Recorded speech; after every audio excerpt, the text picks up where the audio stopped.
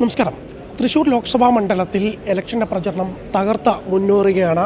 ഈ ഘട്ടത്തിൽ മുൻ BJPയുടെ സംസ്ഥാന പ്രസിഡന്റ് കൂടിയായിട്ടുള്ള കുമ്മനം രാജശേഖരൻ ഇവിടെയുണ്ട്, നമുക്കൊപ്പം ചേരുകയാണ്. ഇപ്പം ഏറ്റവും ഒടുവിലായിട്ട് വന്നിട്ടുള്ള ഒരു ദേശീയ മാധ്യമത്തിൻ്റെ സർവേ റിപ്പോർട്ട് പ്രകാരം കേരളത്തിൽ BJPക്ക് 2 സീറ്റുകൾ ലഭിക്കും, CPM BJPയേക്കാൾ പിന്നോട്ട് പോകും എന്നുള്ള ഒരു സർവേ വന്നിട്ടുണ്ട്. എങ്ങനെ നോക്കിക്കാണും? 2 സീറ്റൊന്നുമല്ല, കേരളത്തിൽ 20 സീറ്റിലും മത്സരിക്കുന്നത് ജയിക്കാൻ തന്നെയാണ്. NDA മത്സരിക്കുന്നത് ജയിക്കാനാണ്. ട്രെൻഡ് മാറിക്കൊണ്ടിരിക്കുകയാണ്. ഓരോ ദിവസം ചെല്ലും തോറും അനുകൂലമായി ജനങ്ങൾ ചിന്തിക്കുന്നു. പ്രധാനമന്ത്രി മോഡി ഇപ്പോൾ തന്നെ തിരുവനന്തപുരത്തും പത്തനംതിട്ടയിലും നാളെ ഇപ്പോൾ പാലക്കാടും എത്തുകയാണ്. അപ്പോൾ ഒരു പ്രധാനമന്ത്രി പോലും കേരളത്തെ ഇത്രമാത്രം സൂക്ഷ്മമായി പഠിക്കുകയും മനസ്സിലാക്കുകയും ബോധ്യപ്പെടുകയും ചെയ്യുമ്പോൾ അതിലൊരു സത്യമുള്ളതുകൊണ്ടാണ്. തീർച്ചയായിട്ടും NDA ഓരോ ദിവസം ചെല്ലും തോറും ജനപ്രീതി സമ്പാദിക്കുന്നു, പിന്തുണ ആർജിക്കുന്നു. അങ്ങനെ ജനമനസ്സുകളിൽ താമര വിരിഞ്ഞുകൊണ്ടിരിക്കുകയാണ്. LDF പിന്നോട്ട് പോവുമോ BJP കാണും? തീർച്ചയായിട്ടും അതേല്ലോ. LDF എന്നൊക്കെ പറയുന്നത് അതിൻ്റെ പ്രത്യയശാസ്ത്രം എന്താ? ജനങ്ങൾക്ക് എന്താണ് ദേശീയ രാഷ്ട്രീയത്തെക്കുറിച്ച് LDFന് എന്ത് പറയാനുണ്ട്? നാട്ടിലെ ജനങ്ങളോട് എന്താ പറയാനുള്ളത്? ഒന്നും പറയാനില്ലല്ലോ. അവർക്ക് ആരായിരിക്കും പ്രധാനമന്ത്രി എന്ന് പറയാൻ പറ്റുമോ? എന്താ പരിപാടി എന്ന് പറയാൻ പറ്റുമോ? ഒന്നും പറയാനില്ല. അവർക്കൊന്നും പറയാനില്ല.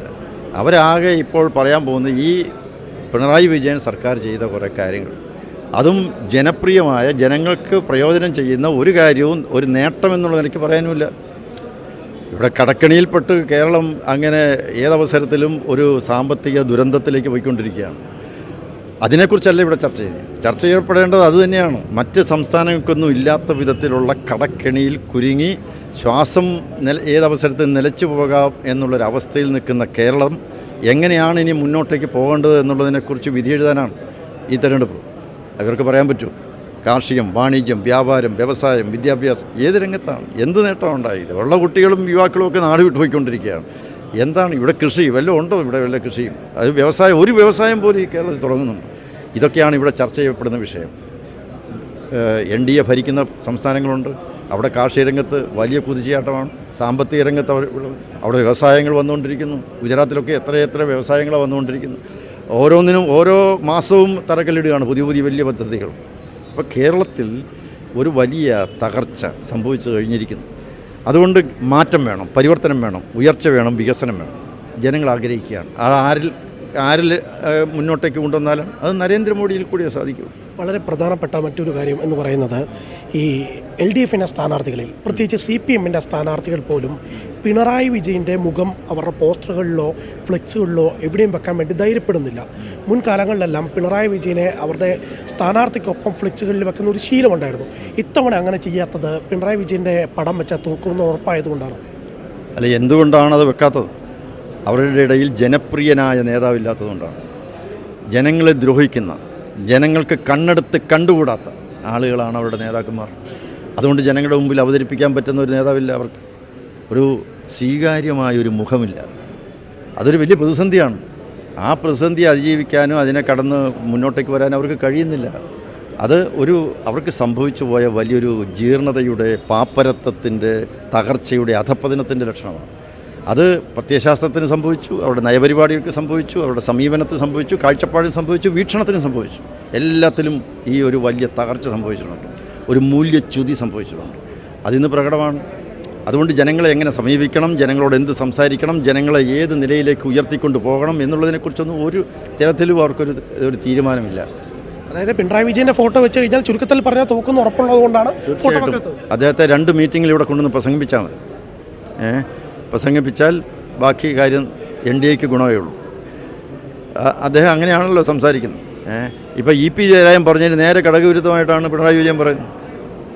പരസ്പരം അവരിൽ തന്നെ ആശയക്കുഴപ്പമാണ്, വലിയൊരു സംഘർഷമാണ്, ഒരു വലിയ ഏറ്റുമുട്ടലാണ് അങ്ങനെ ഉണ്ടായിക്കൊണ്ടിരിക്കുകയാണ്. ഈ അടുത്തായിട്ട് പിണറായി വിജയൻ്റെ പല സ്റ്റേജ് പരിപാടികളിലും ആങ്കർമാരുമായിട്ട് തർക്കിക്കുക, അവിടെയുള്ള ആളുകളുമായിട്ട് തർക്കിക്കുക, അങ്ങനെ രീതിയിൽ പുള്ളി എന്തോ ഒരു ബോഡി ലാംഗ്വേജിലും സംസാരത്തിലൊക്കെ വല്ലാത്തൊരു വിരളി വിളിച്ച ഒരു അവസ്ഥയിലേക്ക് കാര്യങ്ങൾ പോകുന്നുണ്ട്. അത് എന്താണ് സൂചിപ്പിക്കുന്നത്? അദ്ദേഹം എക്സ്ക്ലൂസീവാണ്, നോട്ട് ഇൻക്ലൂസീവ്. അദ്ദേഹം എല്ലാവരെയും മാറ്റി നിർത്തി ഞാൻ എന്നുള്ള ഏകാധിപത്യത്തിൻ്റെ, സ്വച്ഛാധിപത്യത്തിൻ്റെ ഒരു ചക്രവർത്തിയുടെ നിലയിലേക്ക് ഉയരണമെന്നാണ് അദ്ദേഹത്തെ ആഗ്രഹിക്കുന്നത്. അദ്ദേഹത്തിന് ജനാധിപത്യമില്ല. അതുകൊണ്ടാണ് പരുഷമായി സംസാരിക്കുന്നത്. ഓരോരുത്തരോടും ഒരു യോഗം കഴിഞ്ഞു കഴിഞ്ഞാൽ അവിടെ നിൽക്കുന്നവരോട് പത്രലേഖകരോട് എല്ലാവരോടും അപമര്യാദയായിട്ടാണ് പെരുമാറുന്നത്. ഒരു സാന്ദ്രമായൊരു ഹൃദയമുള്ളവർക്ക് രാഷ്ട്രീയ നേതാവാകാൻ പറ്റും. ഇവിടെ സുരേഷ് ഗോപി സാന്ദ്രമായൊരു ഹൃദയമുണ്ട് അദ്ദേഹത്തിന്. ഒരു ഹൃദയസ്പർശിയായിട്ടാണ് അദ്ദേഹത്തിൻ്റെ വാക്കുകൾ ആളുകൾ കേൾക്കുന്നത്. അത് പിണറായി വിജയൻ്റെ വാക്കുകൾ ഹൃദയസ്പർശിയല്ല, മനുഷ്യൻ്റെ മനസ്സിൽ തട്ടുന്നില്ല. അദ്ദേഹം അഹങ്കാരത്തിൻ്റെയും ധാർഷ്ട്യത്തിൻ്റെയും ഒരു വലിയ ശബ്ദമാണ് അദ്ദേഹത്തിൽ നിന്ന് ഉയർന്നു വരുന്നത്. അതുകൊണ്ടാണ് ജനങ്ങൾ അകന്നു പോകുന്നത്. ഈ പത്മജിക്കും പത്മിനിക്കും പിന്നാലെ കോൺഗ്രസിൽ നിന്ന് ഇനി ഏതെങ്കിലും നേതാക്കൾ വരാൻ സാധ്യതയുണ്ടോ? അതോടൊപ്പം തന്നെ എസ് രാജേന്ദ്രൻ അടക്കമുള്ള CPM-ൻ്റെ നേതാക്കളായിരുന്നവരൊക്കെ BJP നമ്മൾ ക്ഷണിച്ചിട്ടുണ്ട്. എന്തെങ്കിലും സാധ്യതയുണ്ടോ പുതിയ നേതാക്കൾ? കാര്യങ്ങൾക്ക് ആർക്കും വേണ്ടി കാത്തു നിൽക്കുന്നില്ല. വരുന്നവർ വരട്ടെ, അവർക്ക് സ്വയം ബോധ്യപ്പെട്ട് വരട്ടെ. അല്ലാതെ ഇന്ന ആൾക്കാർ വരട്ടെ അങ്ങനെ ആർത്തിയൊന്നുമില്ല. എല്ലാവരും ഇങ്ങോട്ട് ക്ഷണിച്ച് കൈക്ക് പിടിച്ച് കൊണ്ടുവരണം അങ്ങനെയൊന്നുമില്ല. അവരവർക്ക് ബോധ്യപ്പെടുന്നുണ്ടെങ്കിൽ അവർ വരട്ടെ, സ്വാഗതം, അത്രയേ ഉള്ളൂ. അല്ലാതെ ഇന്ന ആളുകളെ കൊണ്ടുവരും എന്നൊന്നുള്ള അവകാശവാദങ്ങളൊന്നുമില്ല. അതൊക്കെ സാധ്യതയുണ്ട് ഇനി ആളുകൾ വരാനുള്ളത് ചർച്ചകൾ തീരുമാനിക്കേണ്ട കാര്യമാണ്. ഇത് ഈ ചോദ്യം കോൺഗ്രസ്സുകാരോട് ചോദിക്കണം. നിങ്ങൾ ആരെങ്കിലും പോകാൻ ഉണ്ടോ? നമുക്കെങ്ങനെ അറിയാൻ സാധിക്കും? വരട്ടെ, ആര് വേണമെങ്കിലും വരട്ടെ, പക്ഷേ മോഡി അംഗീകരിക്കണം. ഭാരതീയ ജനതാ പാർട്ടിയുടെ നയപരിപാടികൾ അംഗീകരിക്കണം. NDA എന്ന് പറയുന്ന സഖ്യത്തിൽ അത് മുന്നോട്ടേക്ക് പോകുമ്പോൾ NDA സഖ്യത്തിന് ചില അടിസ്ഥാനപരമായിട്ടുള്ള ആശയങ്ങളുണ്ട്, അതൊക്കെ അംഗീകരിക്കണം. അംഗീകരിക്കുന്ന ആർക്കും വേണ്ട. ഈ സുരേഷ് ഗോപിയുടെ പ്രവർത്തനങ്ങൾ, NDAയുടെ പ്രവർത്തനങ്ങൾ ആദ്യഘട്ടം പൂർത്തിയാകാനായി. ഈ ആദ്യഘട്ടത്തെ എങ്ങനെ വിലയിരുത്തുന്നു? അല്ല, വളരെ വിജയകരമായിട്ടാണല്ലോ മുന്നോട്ടേക്ക് പോകുന്നത്. മറ്റ് മുന്നണികളെക്കാളൊക്കെ 10 മടങ്ങ് മുന്നോട്ടേക്കാണ് പ്രവർത്തനം പോയിരിക്കുന്നത്. ഇപ്പം മേൽക്കൈയുണ്ട്, അപ്പർ ഹാൻഡ് പ്രചരണത്തിലുണ്ട്. അത് വോട്ടായി മാറും. തീർച്ചയായിട്ടും മാറണമല്ലോ. വോട്ട് ഇനി 26-ാം തീയതി കിടക്കുന്നല്ലേ ഉള്ളൂ. അത് മാറും. ഇനിയും കിടക്കില്ലേ ദിവസങ്ങൾ. വളരെയധികം നന്ദി ഈ ഘട്ടത്തിൽ പിടിച്ചത്. എന്തായാലും തൃശ്ശൂരിൽ സുരേഷ് ഗോപിയുടെ വിജയം, ആ ഇപ്പോൾ ഉള്ള ട്രെൻഡിങ്, ആ ഇപ്പോൾ ഉള്ള അപ്പർ ഹാൻഡ്, ആ കാര്യങ്ങളെല്ലാം തന്നെ അത് വോട്ടായി മാറും. അത് സുരേഷ് ഗോപിയുടെ വിജയത്തിലേക്ക് കൊണ്ടെത്തിക്കും എന്ന് തന്നെയാണ് കുമ്മനം രാജശേഖരൻ ഇപ്പോൾ നമ്മളോട് വ്യക്തമാക്കുന്നത്.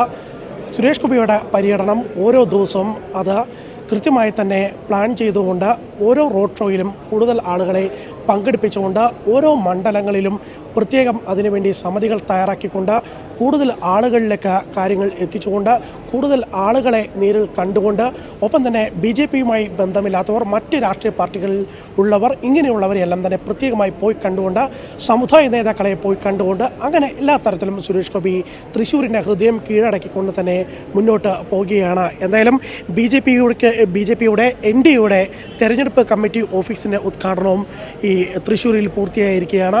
ഇപ്പോൾ കാണുന്നതാണ് ഈ NDAയുടെ തെരഞ്ഞെടുപ്പ് കമ്മിറ്റി ഓഫീസിൻ്റെ ഈ മീറ്റിംഗ് ഹാൾ എന്ന് പറയുന്നത്. ഏകദേശം 100-200 പേർക്ക് ഇരിക്കാനുള്ള ഒരു മീറ്റിംഗ് ഹാൾ ഇവിടെ അറേഞ്ച് ചെയ്തിട്ടുണ്ട്.